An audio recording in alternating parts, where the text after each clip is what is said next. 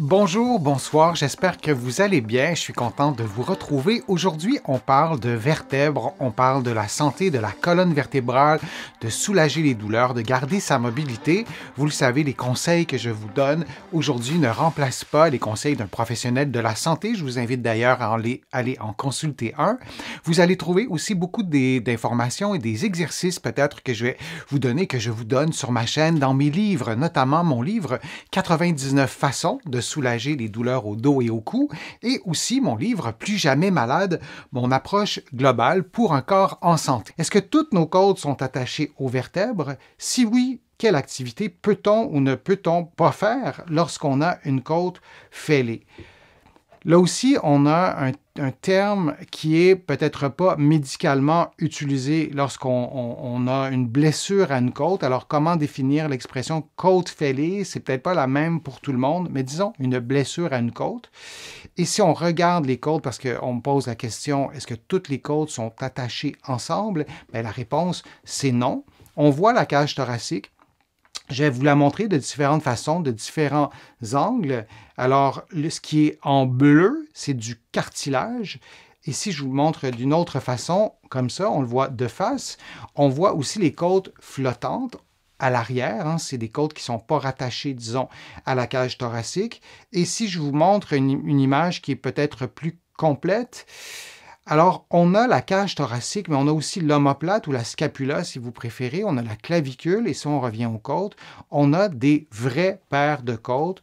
Donc, vous voyez les chiffres, je ne sais pas si c'est clair pour tout le monde, là, en tout petit. Donc, on a les 7 premières paires de côtes qui s'attachent individuellement à la cage thoracique. Et ensuite, on a des fausses côtes, si on peut les appeler comme ça, des fausses paires de côtes, donc de 8 à 12. Et vous voyez qu'il y a la 12e et la 11e, ben, on voit que la côte n'est pas reliée, disons, au reste du cartilage costal que vous voyez aussi.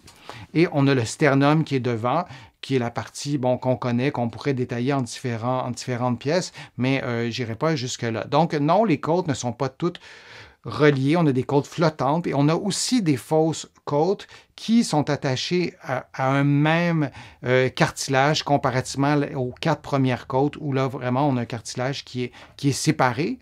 Donc c'est intéressant de le visualiser. Si on a une blessure à une côte, bien, si c'est une côte qui est plutôt basse ou une côte qui est plutôt haute, on peut s'imaginer que les côtes qui sont plutôt basses, bien, elles vont bouger un peu plus ensemble parce qu'ils ont des liens anatomiques beaucoup plus forts. Et on doit aussi prendre en compte, il y a des termes en anglais, j'ai les droits de cette photo-là avec les mots en anglais, mais je vous la montre parce que je voulais vous montrer la grande diversité des muscles. On a des muscles intercostaux entre les côtes, on a des muscles, on a différents muscles qui font différents mouvements, mais quand on respire, quand on tousse, par exemple, bien, on va contracter ces muscles-là et l'atout peut générer une contraction qui est quand même assez puissante, qui peut causer de la douleur lorsqu'on tousse à répétition.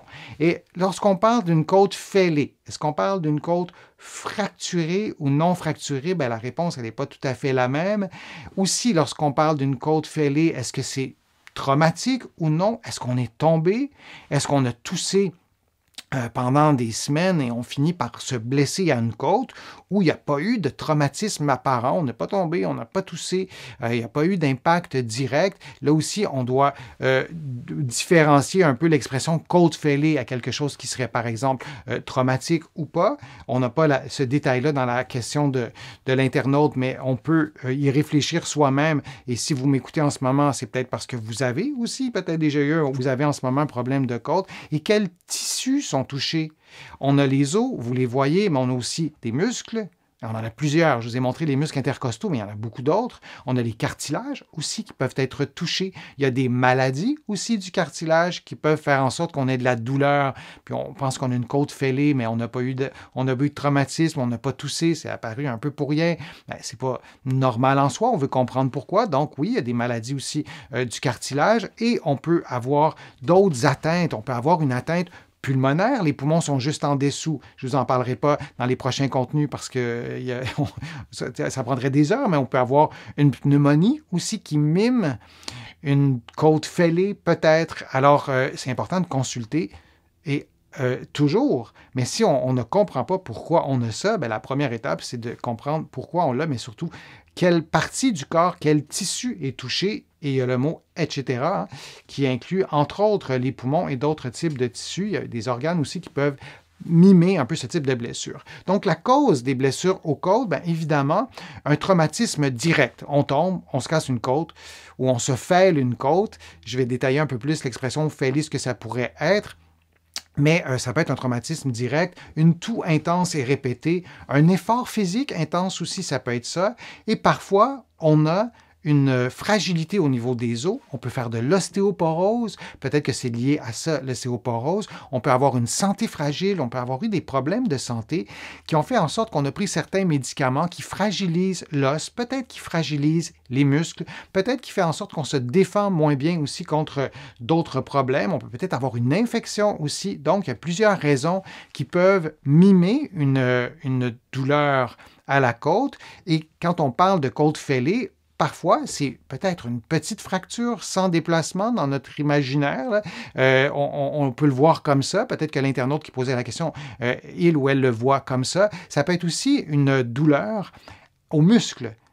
Et les muscles sont tellement près des côtes que ça devient difficile de différencier entre une douleur à un muscle ou une douleur à une côte. Le muscle s'attache sur l'os. Alors, le point d'attache peut aussi être douloureux, peut aussi être inflammé, qu'on ait eu un impact direct ou qu'on ait toussé vraiment beaucoup.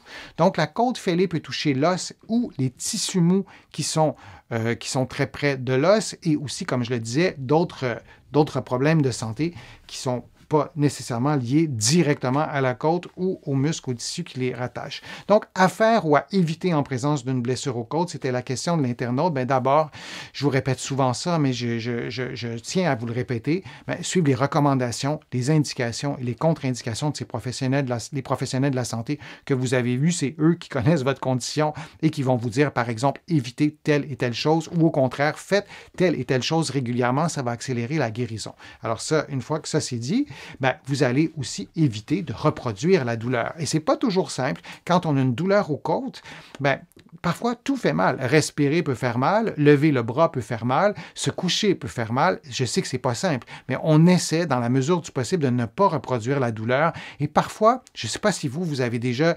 cette logique-là qui émerge en vous et qui vous dit, bien, plus ça fait mal, mieux c'est. Ou ça fait mal, continue, ça va finir par faire moins mal. En général, ce n'est pas la bonne stratégie. Donc, on évite de reproduire la douleur. On évite aussi les activités intenses. Bon, là, j'ai mis une activité qui est quand même assez forçante, entre ces grosses cordes qui sont pesantes, qu'on bouge pour faire du cardiovasculaire, pour stimuler ses muscles. Ça peut être aussi moins intense que vous voyez à l'écran, mais tout ce qui est intense, un mouvement rapide de grande amplitude. On essaie de l'éviter jusqu'à ce que notre côte ou les tissus qui touchent aux côtes puissent guérir. Éviter les mouvements rapides, comme je le dis, et de grande amplitude.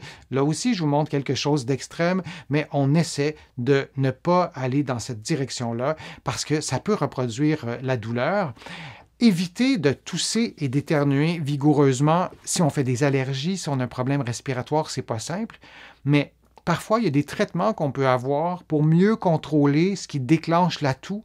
Et dans un contexte de blessure à une côte, ça peut être intéressant de se prévaloir de cette stratégie thérapeutique-là. Quand on tousse, et je vous ai montré j'ai choisi cette photo-là, si vous bouchez votre nez, bien, vous allez en plus augmenter la pression, ce qui n'est pas suggéré, il n'y a pas d'avantage à faire ça, mais si on a un problème aux côtes, on ne veut pas augmenter la pression. Donc, de tousser ou d'éternuer, soit la bouche ouverte, c'est peut-être pas la façon la plus esthétique et la plus souhaitable, mais si on a une douleur, un problème aux côtes, on peut le faire comme ça.